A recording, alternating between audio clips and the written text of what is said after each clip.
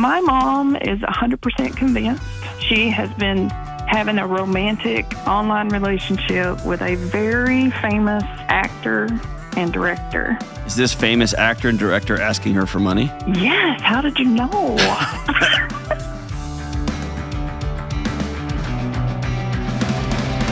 What up, what up, what up? This is John with the Dr. John Delony Show. The show for you, about you, and your family, and your friends, and your marriage, and where you work, and what's going on in your kids' schools. Whatever you got going on, this show is about you, and it's for you. My name is Dr. John Delony, and actually, my name is John. I went to school for a long time, and they gave me a certificate and a robe, and so I get to put doctor in front of it, but that's not my name. My mama named me John. My name is John Delony, and I've been sitting with hurting people for the last 2 decades, and I don't always have the answers, but I promise I'll show up, and I'll sit with you, and we will figure out what's the next right move for you, and you only. Because at the end of the day, despite all the chaos with our kids and our spouses and our friends, the only things we can control is us, our thoughts, and our actions. If you want to be on the show, go to johndelony.com/ask and fill out the form, and it goes to Jenna and Kelly, and they will decide your fate. Or you can give me a buzz at 1-844-693-3291. Don't forget, go to johndelony.com/anxiety test. Not to be diagnosed. We're not doing any diagnostics. But if you're struggling with burnout, if you're struggling with just that chronic buzz that never stops, just that rippling anxiety through your home, through you, through your kids, go take the anxiety test. I'm not even going to ask for your email address. It's not what it's for. It's not like a grab. This is just a gift. Where are some areas in your life where you might be, your body may be sounding the alarms to try to get your attention, right? Go to johndelony.com/anxiety test and check it out. No ask, no nothing. That's just a free give. I know everybody's struggling. And if you're not struggling, you're married to somebody, or you're in love with somebody, or you're working next to somebody who is. And so go take the test and give yourself some common language. At the end of the show, we're going to listen to y'all's results. I can't wait to see it. Yep, we all took the anxiety test. And y'all are an anxious crew. Mainly because the guy you work with is not so stable. Not so stable. Let's go out to Columbus, Ohio, and talk to Mel. What's up, Mel? Hi, good morning, Dr. John. Good morning to you. How are you? I'm good. What's up? So I'll lead with my question. I'm a little nervous. I am too. I'm super nervous. Anxiety, I should be taking that anxiety test right about now. It would tell you the results of your anxiety test would be talking to a not very talented middle-of-the-road podcaster and asking life wisdom. So that's what it would tell you. All right. My question is, how do I know the difference between my nervous system response that seems to drive the ship, hijack everything, and what is a true sense, my gut, my intuition, and my knowing? Let me ask you this. Why do you think there needs to be a difference? I don't know. I just think there should be. Because I feel like I've operated from a place where, everything's a threat. Okay. But what if everything is a threat? You're assuming your body's wrong. What if your body's right? Is it? Well, I'm coming to the place where I've been so disconnected from my body for so many years, and I'm finally taking it seriously. My youngest son looked at me one day, he's 5 years old, and said, "Mommy, why are you such an angry woman?" Ooh. And, it stopped me in my tracks. Was he right? Oh, it is. Yes, he was right. Who disconnected you from your body? What happened? Oh, it's, a chaotic house. My parents were adult children of alcoholics. They had they just didn't know what they were doing. Yeah. And building a business, building a very successful, I was on my own. Some sexual abuse when I was young, but just always feeling that I was, there's just really, we grew up more like employees than children, I think. Hey, when you experienced that sexual abuse, did you tell anybody when you were a kid? No. Okay. All right. And that's nothing to be ashamed of. I was just wondering if you told somebody and they didn't believe you or they didn't respond. But almost worse is you were left completely on your own. And I knew there was no one to tell. I mean, there was no, okay. At that age, you know, it's a very young age. But hold on, there's another side to that. There should have been. Mm-hmm. And trauma can be what happened to you. And trauma can also be what didn't happen to you and should have. 100%. And trauma, like the way Dr. Matei just like defines it, and I love it, trauma is simply a disconnection from yourself. Mm. And I hate that for you. I don't think there's a difference between your nervous system and your gut. I think they're both trying to keep you safe because the people that were supposed to keep you safe were too interested in their business and too interested in trying to learn new tools for what a relationship should look like since their parents didn't have any. And you had a little girl dealing with sexual abuse and dealing with isolation and loneliness and being left behind for work. And that little girl went and got married and had kids, right? Well, we're not married. We've been together 15 years, and I still won't marry him. Why? I don't know. You do. Why not? It comes. I don't. I just.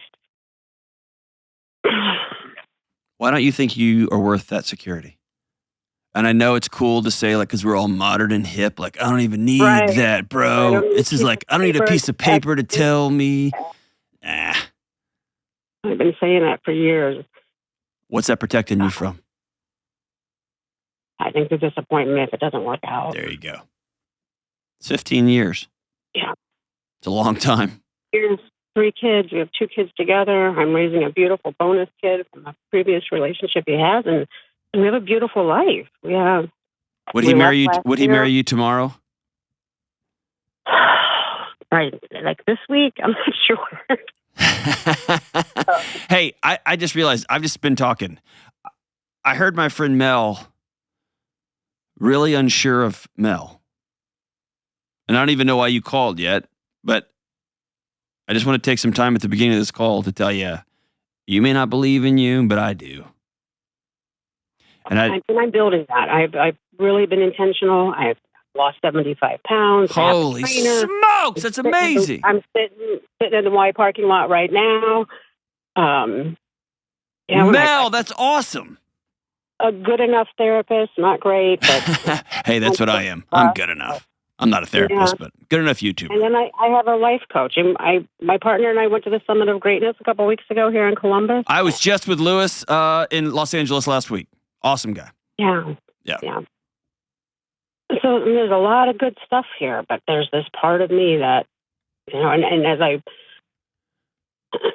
thought I had processed all my trauma and all my stuff. I've been, kind of doing that for years, but I've numbed out with a lot of things over the years. And, our problems in our relationship certainly aren't one-sided. I guess they never are. But how can I help you today? Well, you answer my question that my gut and my intuition don't have to be, or my nervous system don't have to be 2 separate things. I think it's fear and just taking that chance. But my girls looked at me one day and they're like, Mom, we're never getting married and we're never having kids. Yeah. And they're 12 and 13 years old. And what we've shown them, what I've shown them, what it is to be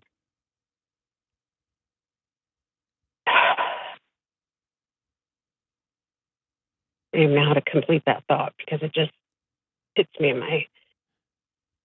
I think when you start to get well, you start to. I'm going to send you a copy of my new book, Building an Unanxious Life. But I pre-ordered it. Oh, you did? I'm going to send you another one. How about that? I appreciate you doing that. But the first thing you have to do is you have to choose reality. Here's the truth of my life. These things happen to me. These are the choices I'm making. And the work you've been doing, going to counseling, really honoring yourself, being such a good steward of Mel, losing 75 pounds, that's amazing. Spending money with your 15-year boyfriend, father of your kids, going to like something great like the Summit of Greatness with Lewis and his gang, like that's awesome. But what it does is it serves as a refining fire, and it burns off all the excess nonsense, and what you are sitting with is reality. You've been pretending you're not married for 15 years. You're as married as the day is long. You're pretending that you're safe because you're not under some covenant, yet you've created humans. And what you're starting to see of the reality of your life is you've lived your whole life with one foot out of the boat to protect you. And in so doing, your kids don't have a stable place, a firm foundation to stand on. Mm-hmm. The guy who's your husband, probably legally at this point, also doesn't have a firm place to stand on. And by the way, all this work you've been doing, you go to something like the Summit of Greatness, it should shake you up. You leave really pumped up and you go home and you look at your house when you walk in the door from a trip like that and you go, that's right, that's good. Because now your next thing is, I've got to start making these changes that I learned about, that I've been learning about. And I'll say this, I don't think your nervous system is wrong. I think it's doing what it grew to do, which is to protect you. But it's protecting you from something now that doesn't exist anymore. And that is somebody who's abusing you. That is somebody who's neglecting you. Unless I'm wrong. Am I wrong? No, there's definitely neglect in this relationship. Okay. So not maybe able to express what I need, what my needs are. Why not? And hyper independent. Hold on. You're not able to express them because you're going to get hit in the mouth? You're not able to express them because your husband's a child and he'll go drink 6 beers and leave you for a weekend? Or you're not able to express them because you choose not to say them out loud? That, and if I have expressed my needs in the past and it turns into he might disappear for a day or a week or real stonewalling. So maybe let's circle all the way back to the beginning when you just started talking and I just felt in my guts I needed to interrupt you. Maybe your body's right. This is not a guy to marry.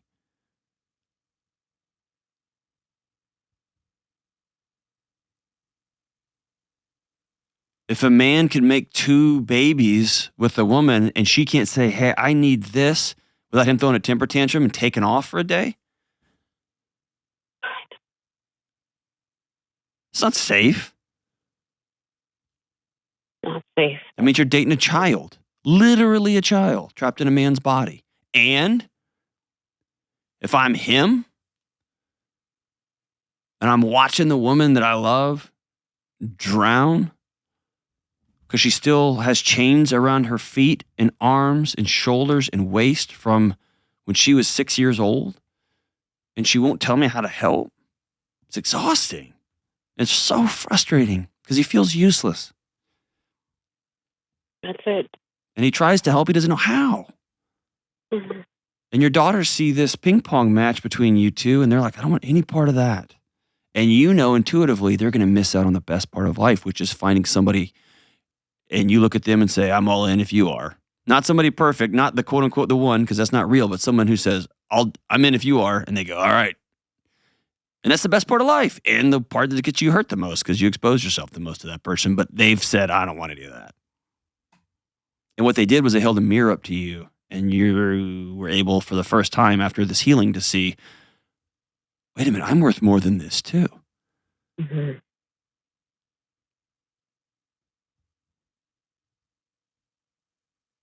Is that fair? Fair. Do you believe you're worth more than that? Because I do. I do. I didn't for a long time, and I spent a lot of time drowning it out. Man. A lot of things. And I'm so proud of you. And like every single person I've ever sat with, from high school kid to undergraduate to graduate student to parents to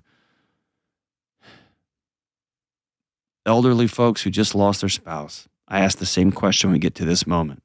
What are you going to do now?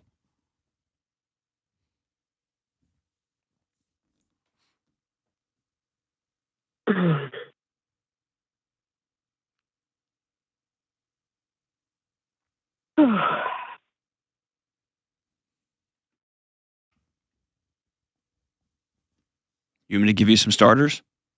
Yes. Starter number one is to tell, I'm just going to call him your husband because I don't play those kind of games.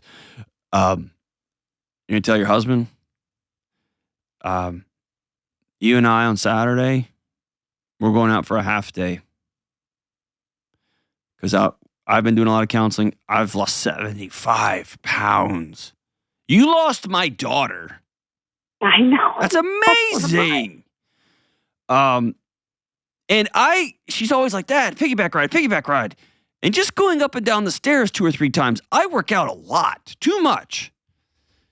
And even I'm like, man, I need you to get down, get off. It's too heavy. You lost my daughter. Yeah. And you've been going to counseling. Not a great counselor, but good enough. You're investing in yourself. And I want you to tell your husband, I want to go spend a few hours for the first time ever looking out to 2033 and saying, we're going to be at 2033, whether we want to or not. And my daughter's going to be 23 years old and 22 years old.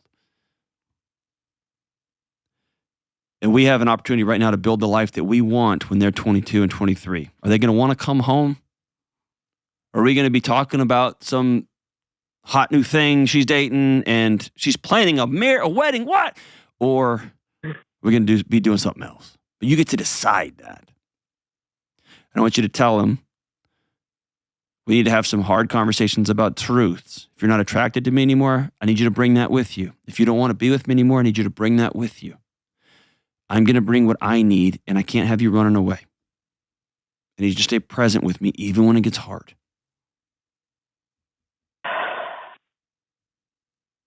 And if he says, I ain't doing that, you've heard me say this on this show a bunch, behavior's a language. Yeah. Then he's telling you, I'm not interested in you growing. I'm not interested in you getting well. I liked my old life where I felt superior to you because you were 75 pounds heavier than you are now. I liked my old life when I could complain about everything before you started going to trauma counseling and healing.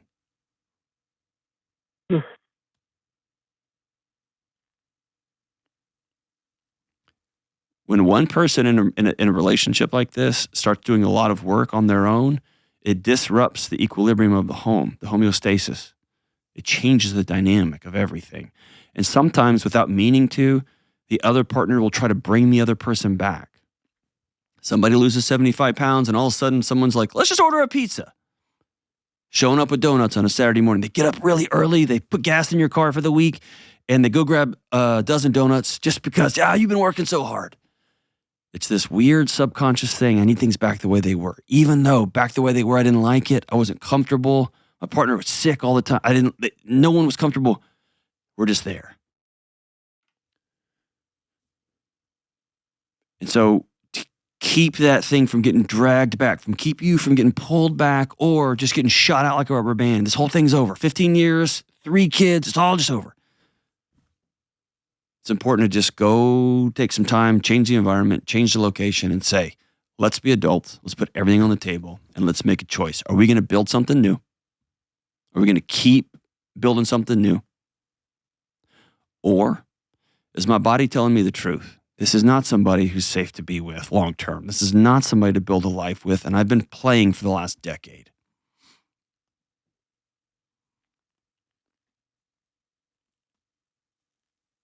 And I think you look across the table in a very scary, vulnerable way, probably more vulnerable than you've been since you were a young little kid. And you say, this is what I need, and this is where I want to go. Do you still love me? And will you still be here because he might say no, but he might say yes. And so goes love, and so goes marriage, and so goes romantic relationships. Do you see all of me? And do you see where I want to go? And do you see who I'm becoming? And do you still love me too? You're worth it, Mel. You're worth it. Write down the questions you want to ask him. Write down your needs. And invite him to a dreaming breakfast and lunch. Call me back after that meeting. I'll be here with you every step of the way. I'm so proud of you. The hard work is still to come, but man, you have launched out like a rocket. We'll be right back. Hey, good folks, Delony here with some great news. You get to choose. Whatever you do, good or bad, moving forward, the choice is yours. And when you're intentional about making good choices, over time, those become healthy habits. They almost become automatic, like choosing to slow down and make time for a daily practice of prayer and meditation. One thing that has helped me with my daily practice is Hallow.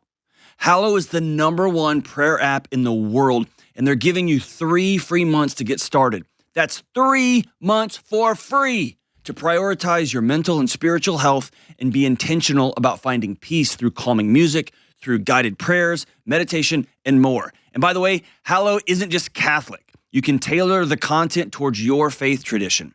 Or if you don't have a faith tradition, it's a great place to start. From scripture readings to prayers to journaling, Hallow makes it easy to practice mindfulness, build a deeper, more meaningful spiritual life, and choose peace. Remember, Hallow is giving you 90 days free. Imagine the peaceful habits you can establish in 90 days. Go to hallow.com/Delony today to start your free trial. Just follow the simple prompts at hallow.com/Delony for 90 days free.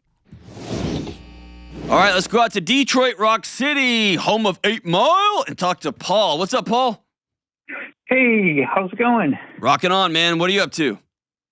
Not a whole lot. I just want to say thank you for taking my call and letting me be on the show with you. You got it, man. Thanks for trusting me and giving me a buzz. What's up?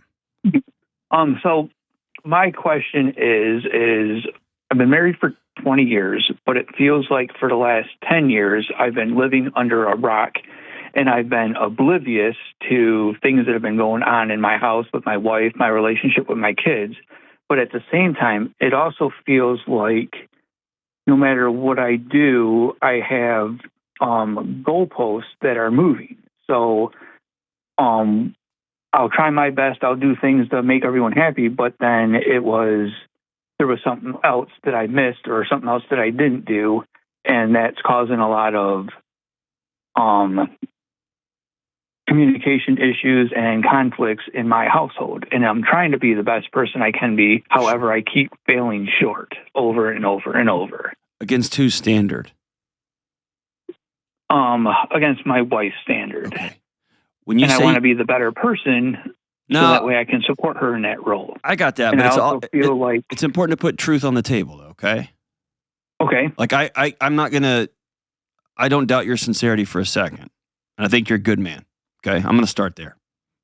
Okay. And sometimes it's hard to say the truth about our partners, like, hey, this is actually happening, or this person is really hard to be with, or this person keeps moving the goalpost on me every time I think I've understood the rules of the game. The rules change. I thought we were playing basketball, now we're playing football. And so it's important to do both. When you say you've been living under a rock, what does that mean? That you were oblivious for a decade of what was going on in your house? What does that mean?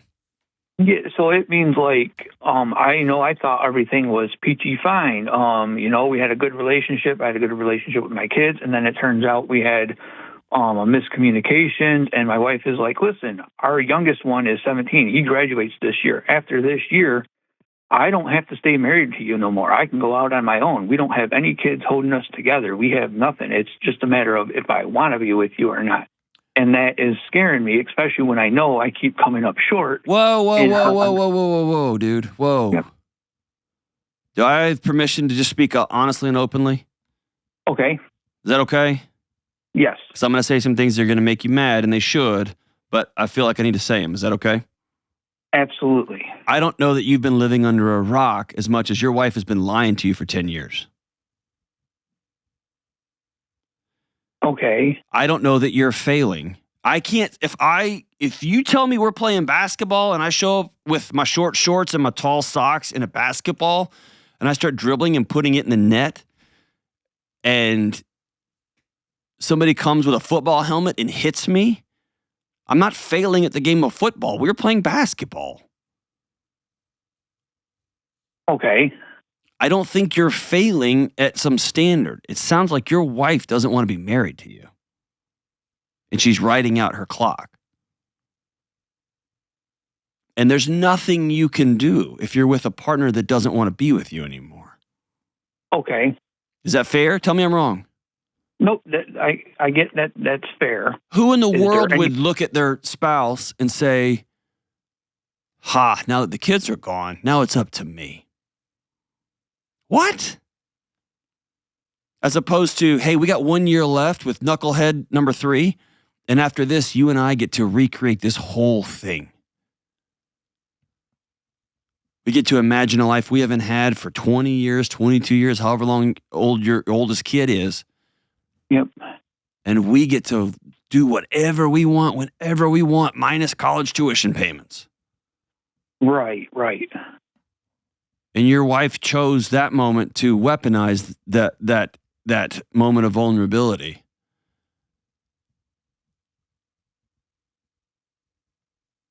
Yeah, I didn't look at it that way. I always figured.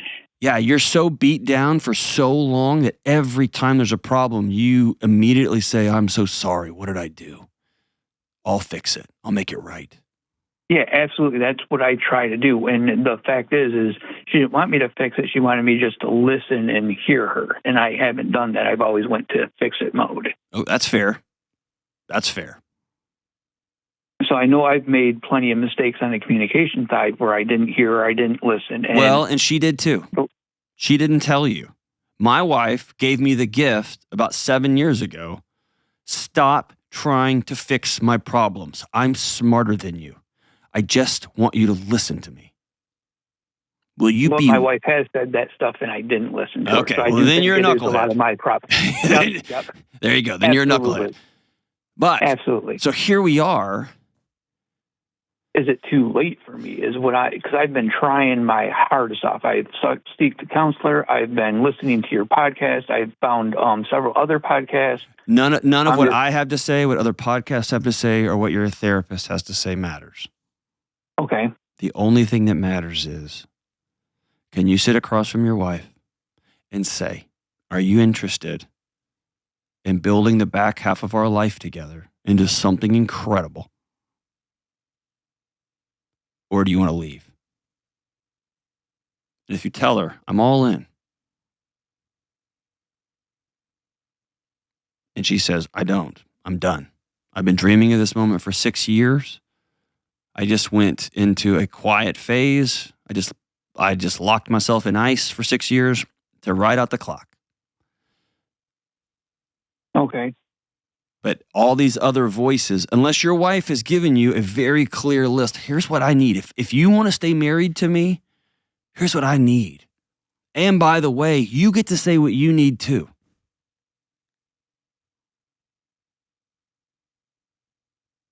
All right, understood. When's the last time you did that? I had a conversation with her about 2 weeks ago. It's like, okay, what do you need? And then she laid it out. She listened. I need to spend more quality one-on-one time with the kids, more time with her, and we started doing some of those tasks. How's that going? I think so far they're going good. I travel a lot for work. Just last night we spent a bunch of time over on a video phone going over some, these cards that we got, and we had good conversations. So I think it's starting. Awesome. I'm just not sure. Could it be that you are unsure of your worth outside of your utility? I asked that in kind of a nerdy, highbrow way. I'm sorry. Yep. Nope. Yes, that could definitely be because, this is my whole world here. So How old are you? I am 42. Okay. One of the most common. 42, been married for 20 years. So one of the most common questions or conversations I have with 40-year-old men and 50-year-old men behind closed doors is, if I'm not my answers, what am I? And the hardest thing to reconcile is you wired into your nervous system is men are only as valuable as the crap they can do, period. And I reject that wholeheartedly because it's killing a generation of men. Is there a set of skills that a man needs to learn? 1,000%. No question about it. And does a man have more value than just the tasks he can check off a list? Yes. And it sounds like what your wife is trying to tell you is, in all of your performing and all of your trying to get it right, it's like an actor looking for a script, and she's like, I don't want you to be Shakespeare. I just want you. okay, Does that make sense? yeah, that makes sense. And so I think when you say, what do you need? I think it'd be fair to come back and say, hey, I've been thinking the best way I can show up for you all and give you full presence. Exhale real big is to know I've got value too. And so I'm going to trust you that if you want my advice, if you want me to give you like an answer or to look up directions or something like that, or look up the mortgage rates or the tax code, if you want that you'll be very clear and ask me for it. And what I'm going to do is I'm going to release myself from that responsibility because you're brilliant and you're my wife. And I trust you to ask for it. And I'm going to practice just showing up to listen because we're friends. Okay. I guess that's where I've been failing in the past. Stop. Dude. If I showed up to a job to fix a house and I open my tool bag and all I have is a hammer and all they have to hang the drywall with is screws. And so I do this job with hammering screws through drywall. It will be loose and not straight. Would I say I did a great job? No. Can I say I did the best job with the tool I had? Yes. Did I fail? No. In fact, I may have accomplished something pretty significant. I hung drywall with a hammer. Okay. That's pretty dang impressive. I'm not a failure. What I do need, though, is new tools and new training. And I'm probably going to have to redo that garage. But I did a pretty impressive job with a hammer. You, my friend, have to stop referring to yourself as a failure every time you don't get something right. I guess that's extremely hard to do because I've been saying that for so long now. I know. Or I've been feeling that for so long now. And you can't possibly expect somebody else to love you and to fully plug into you if you hate you. There's nothing for them to plug into. Okay. You're an outlet that with no electricity.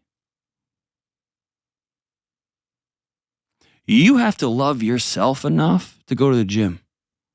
I love myself so much that I'm going to be a good steward of this 42-year-old body.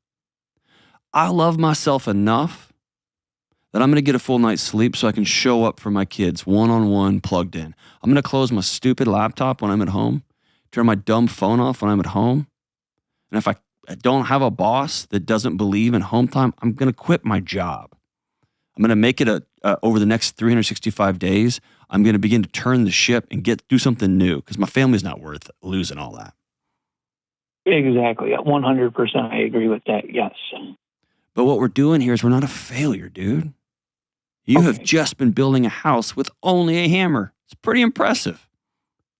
I don't know how you managed to saw all that wood with a hammer. You figured it out. It looks terrible, but you did it. Right?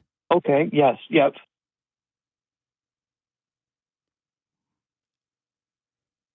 Make it a commitment guess, today. Make it a commitment today. Tell your kids. This will be a fun way to connect with your kids. How old are your kids? I have two 23-year-olds, a 20-year-old, and a 17-year-old. Awesome. How much do you make a year? What's your annual take home? Over $100,000 a year. Great. This is going to be a fun game.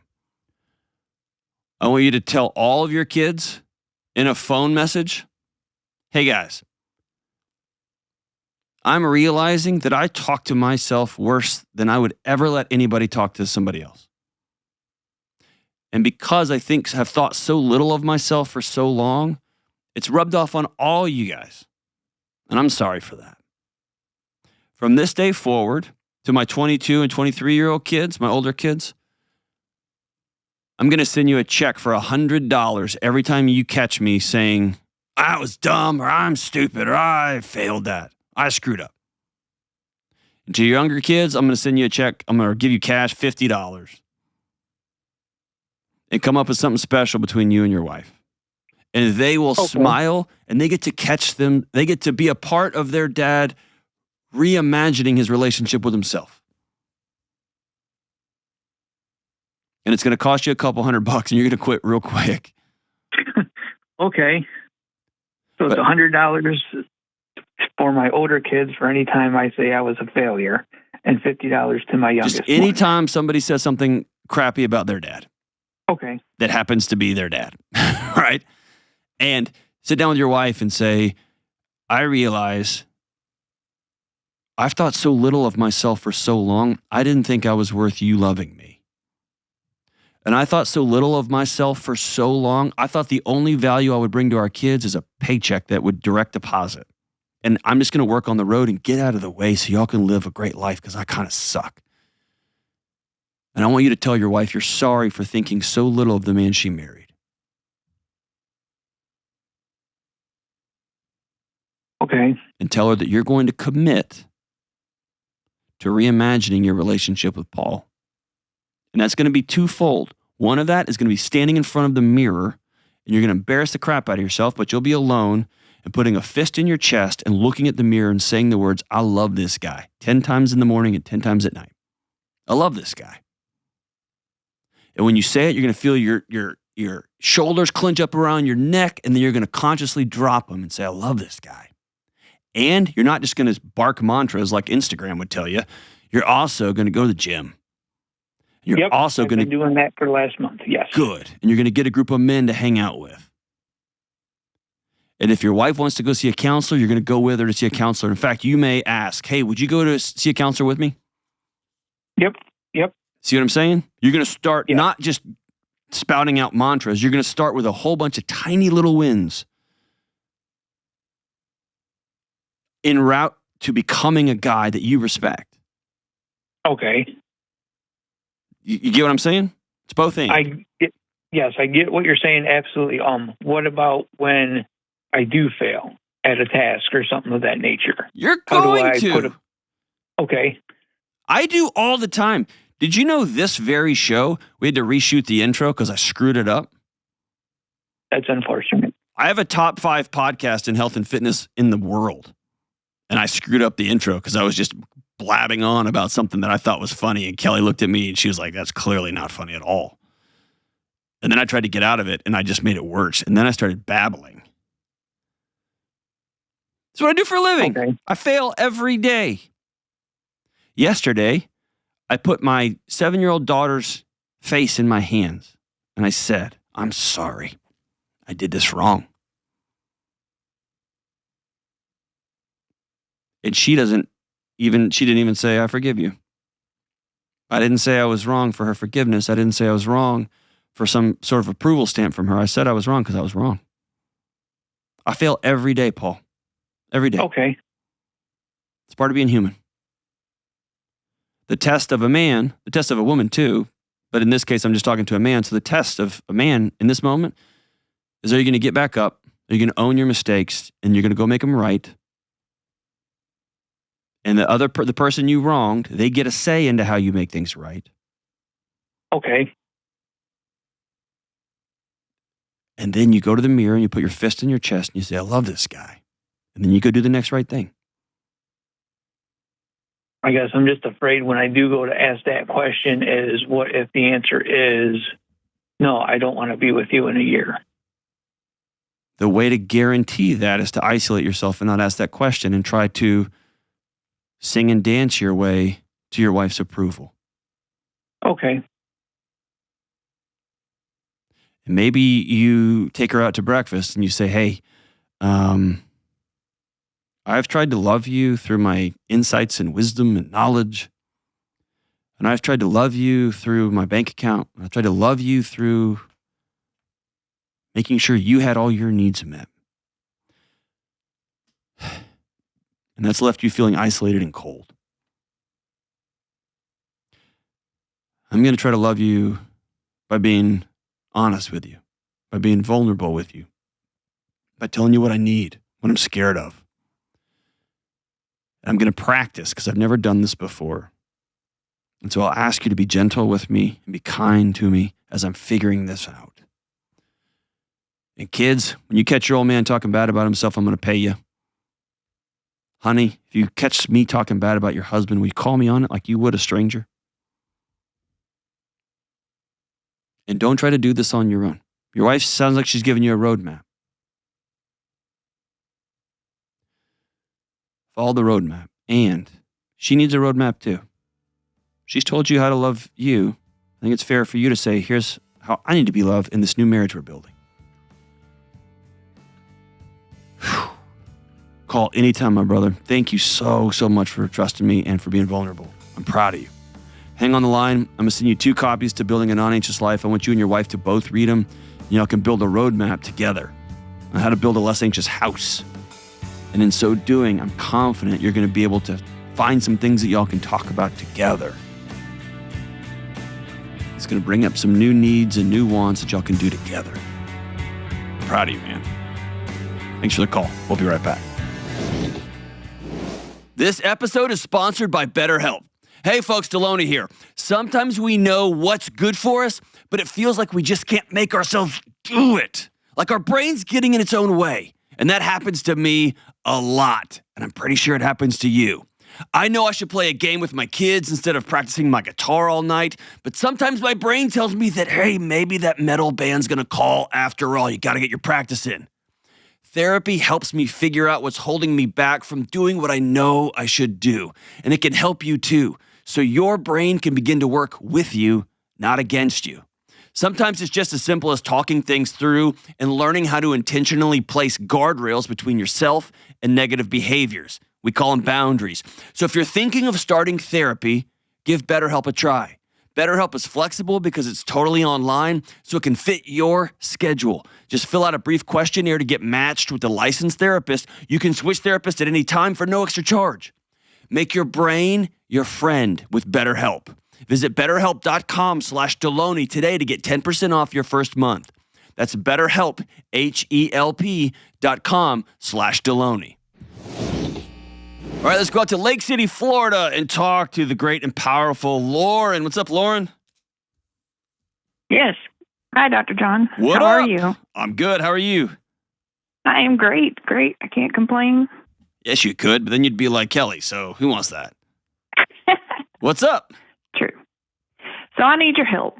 Got it. I have this situation with my mother, and I have not heard this addressed on your show before. I did some Googling, didn't come across it, and I apologize if you've addressed it. But It's anyway. all right. Not every show's made it up on the Google, so it's all good. What's up? So my mom is 100% convinced that she has been having a romantic online relationship with a very famous actor and director. And it's been going on for a few months now. Ruh-roh. And she doesn't believe me or anyone else who she's talked to. We're trying to convince her she's being scammed. And is this famous actor and director asking her for money? Yes. How did you know? Because I bet you can even guess in what form. Oh, jeez. It's so.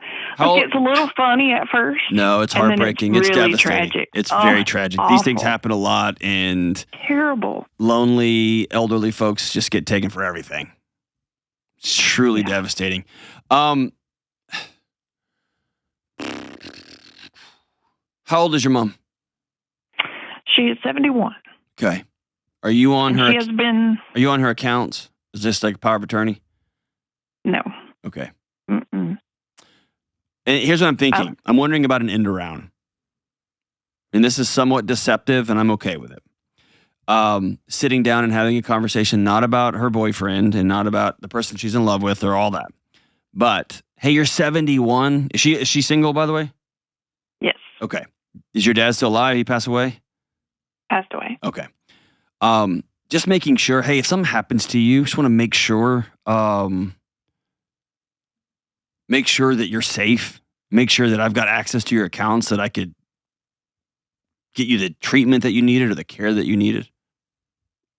Right. My sister, I have a sister that lives in the same state with my mom, so she is on. Okay. She does have access to her accounts and things like that. So she's been trying to watch and make sure that, mother hasn't given money away and all this, but we have tried the power of attorney talk before, and she hasn't really been super open to that yet.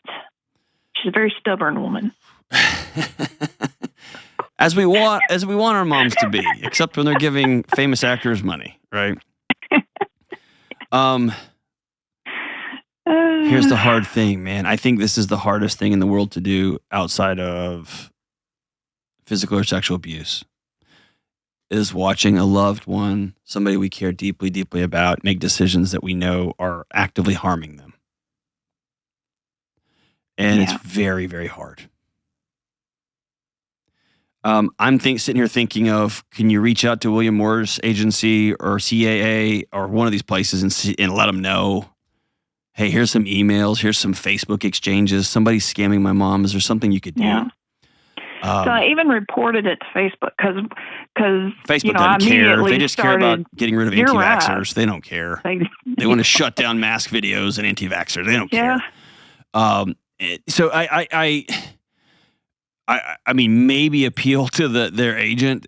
You're probably not going to get anywhere there. The only other thing I could think of is finding somebody in your community that you are in that community, and maybe your sister could help. A police officer who would make a call to your mom or come visit your mom.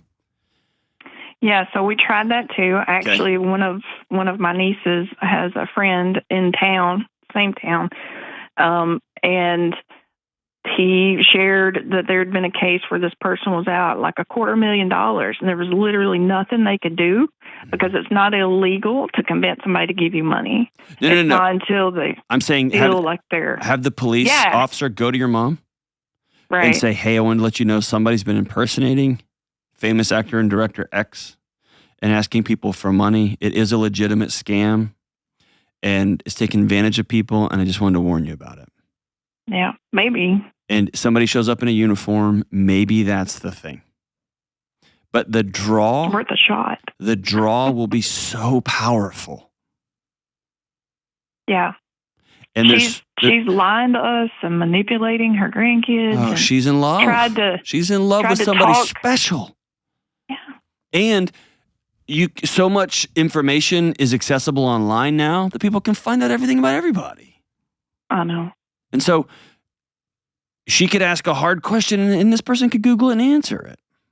Exactly. Right? So, I mean, you can't logically fight an illogical person.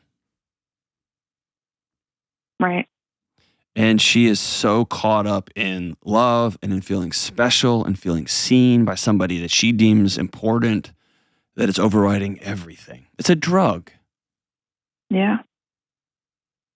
Similar to somebody who's struggling with alcohol, who stops showing up to family things, abandons their kids, or somebody who's struggling with heroin or opiates, just abandons everybody. It's not a rational move, but you're not dealing with somebody who's seeing the world as it is. You're seeing somebody who's seeing the world through a glass darkly, right? You just can't see it. Mm-hmm. And she's been through so much. Yeah. So much. And she's always given and given and given to all of her kids and her grandkids and her great-grandkids. Predators love a giver. It's terrible. It's terrible. Listen, There's literally, outside of making a police report, which I think you should do, I think you should call the police, make a formal police report, and see if you can find somebody will show up in a uniform to your 71-year-old mom's house and sit down and have a conversation and say, this is an active scam going on. We just want you to be aware of it. Absent of that, I think you get with your sister, and maybe your sister goes and talks to the bank and shows them some printouts of some of these conversations and say, my 71-year-old mother is actively in the middle of being taken advantage of. Is there anything I can do? There's probably not, but it's worth the conversation. And it might be, since your sister's power of attorney, not power of attorney, but she's on the accounts. Every time there's an expensive $500 sent via Venmo, she gets in there and cancels the transaction as fast as possible. Maybe she puts a notice on her phone that every time there's a transaction, she gets a notice of it. And she just cancels the transaction. But at the end of the day,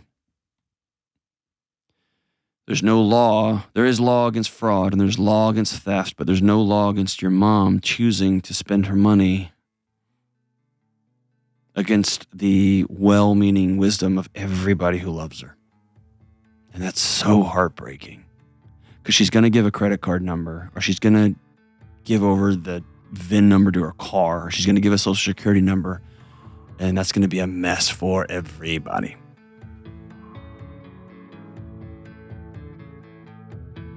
But famous actors and famous directors don't need money from common folks most of the time. I'm so sorry you're going through this, Lauren. The pull of fantasy is going to be tough.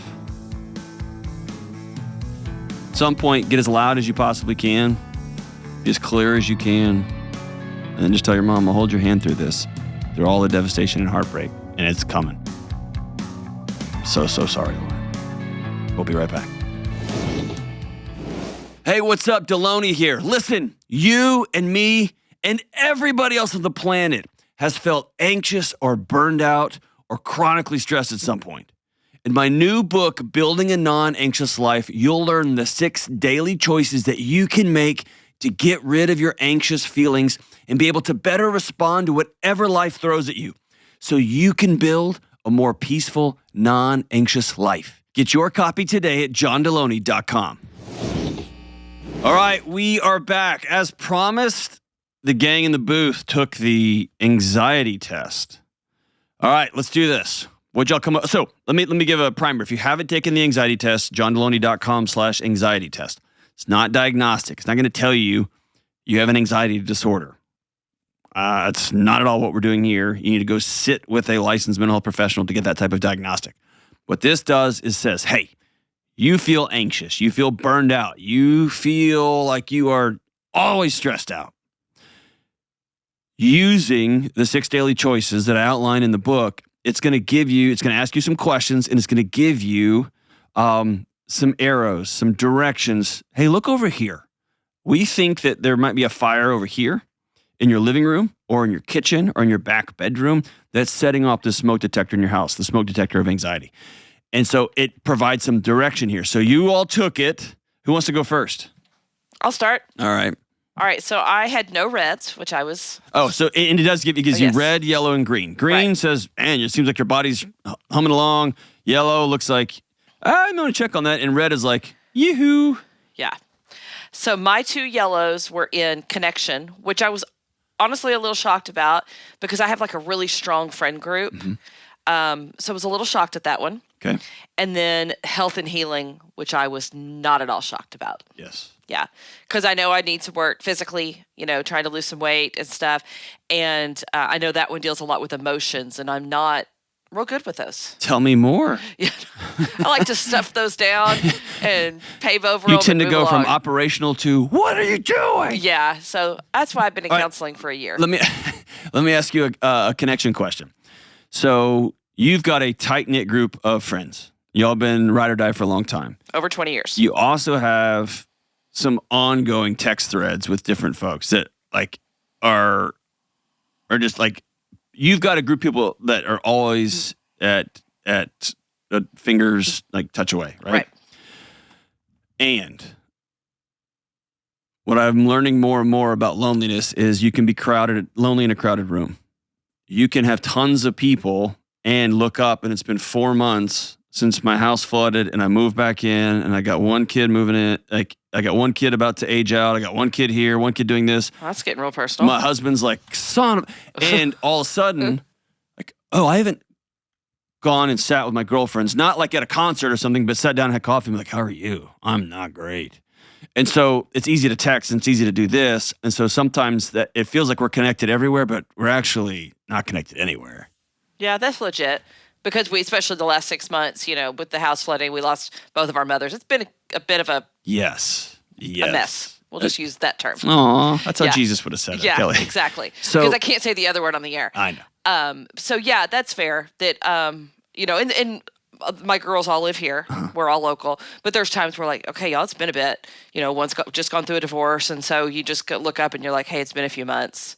So it happens a lot in marriages, right? You see each other every day, and you'll get busy doing life, and you haven't connected in months. Yeah, especially because we have a very special needs child at home. Yes. So everything becomes very transactional is not the word, but it's very utilitarian. You got your job, I got my job. Because there's certain things that have to be done. There's routines that have to be followed. Right. So that very much happens. But that happens with our friends too. We're all in the same neighborhood. We're all in the same community. We just text a lot, and all of a sudden it's 6 months. Yeah. And then your body starts to quietly go, hey. And then you think it's husband, or then you think it's kid, or then you think it's donuts will fix this. And you're near America, right? All right. Awesome. Okay. Who else took it? I'll go. All right. I had 3 reds. So I did too. I had a red on reality, mindfulness, and health and healing, which I wasn't surprised about that. I need to go to the gym. It's what it is for this season. I was surprised. Okay, and then I got 2 greens for connection and belief, which are kind of related to me because I've been recently getting involved with all these small groups, worship team, and all this stuff. Oh, so like local church stuff? Yeah, local church stuff. So it's a little bit connected. So I'm feeling good there. I was a little surprised that I didn't at least have a yellow on reality, because I feel like, I'm like a grounded person. Like I'm, I take things as they are and accept. But then I started thinking like, well, what does this mean to me? How do I apply that? And what I thought of was like, oh yeah, when things are uncomfortable for me, I just kind of avoid them. And I'm like, oh, this thing, like, as if it doesn't exist if I just like ignore like phone calls that I need to make, or appointments I need to make, or stuff that is like overwhelming for me, but it's still there, right? It's just, it's stuff that I just need to deal with. That's awesome. So the way I like to explain choose reality is your body is solving for that reality, whether you are actively doing it or not. And so you can be all like out for dinner with your wife.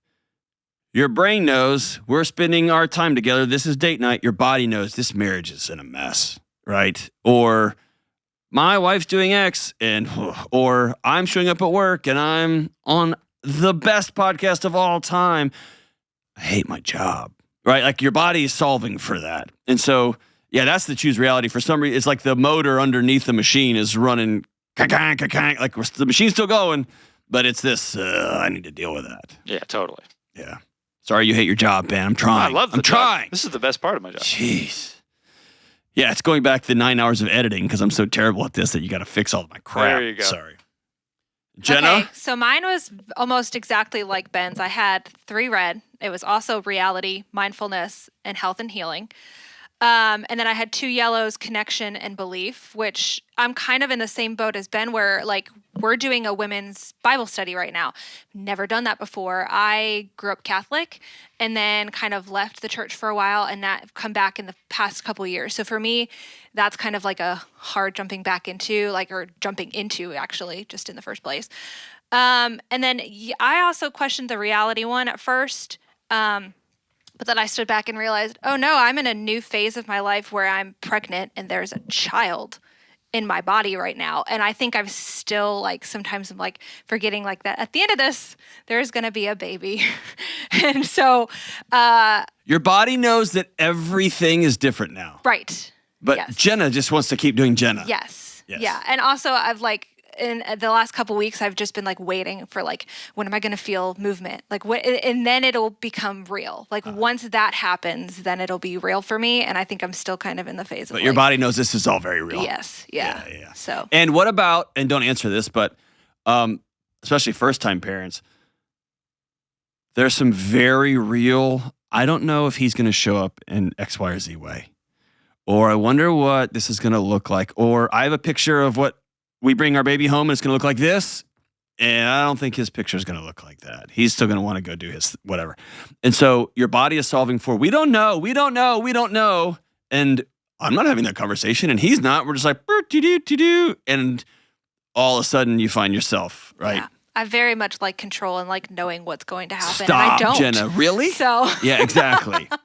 But I think that's where I like to say that conversation is going to happen. Right. It's either going to happen with you, like sobbing, holding a baby, and him going, I don't know, right? Or it can be at an awesome breakfast out somewhere, and you're like, all right, here's what my picture of bringing the baby home is going to look like. And he's like, whoa, didn't see that coming. And you say, did you know that for like the first 6 months, maybe a year, it's like 10 diapers a day? And he'll go, what? I thought it was 1. And you'll be like, no. Like, things like that, right? Right, yeah. And it can be fun and hilarious and like, oh my gosh. Or it can be like y'all are walking around the rubble of your home that once was, right? And so either way, good for that. So tell me about mindfulness. Yeah. So, you know, this one I questioned a little bit too. I don't know if it's, yeah, I guess I just need to dig into this one more. I think I've been digging more into the reality one, and I don't know. So the way the mindfulness can be distilled down into 2 words: awareness and curiosity. Okay. And most people who are avoiding reality have chosen to make judgments about things or to ignore things. I'm just going about my day. And so mindfulness is simply being aware. Whenever Reed comes in, I just want to leave. I should go in the back room. I love that guy. I know he loves me. He's who I chose to do life with. He's going to be a great dad. But for why is my body trying to like just bail out of here? That's awareness. And the curiosity is, hey, can we talk for a minute? It's super weird. Every time you walk in, are you nervous about having a baby? And he'd be like, oh my gosh, it's so. But it's mindfulness is that it's almost the path to reality. Like choosing reality is like, right. I don't know why I keep running out of money every month. I make good money. I don't know why I make enough. And that's awareness. Like, I need to check my budget. And curiosity is like, why can't I stop spending even though I know I don't have that money? That's mindfulness. Just being present with it. Yeah. Does that make sense? Yeah, for sure. Did you take it? I didn't know we were doing this until today. Kelly's just producing Thanks, Kelly. crap out of this show. Good job, Kelly.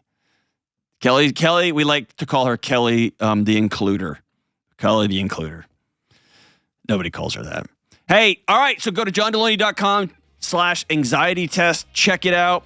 Post your results if you're brave, and I'll go over my results next time. They were very similar to y'all's. Lots of reds, lots of yellows, not a lot of green. It's a very anxious season, and it's all good because I planned it. Hey, I love you guys. We'll see you soon next time on the Dr. John Delony Show.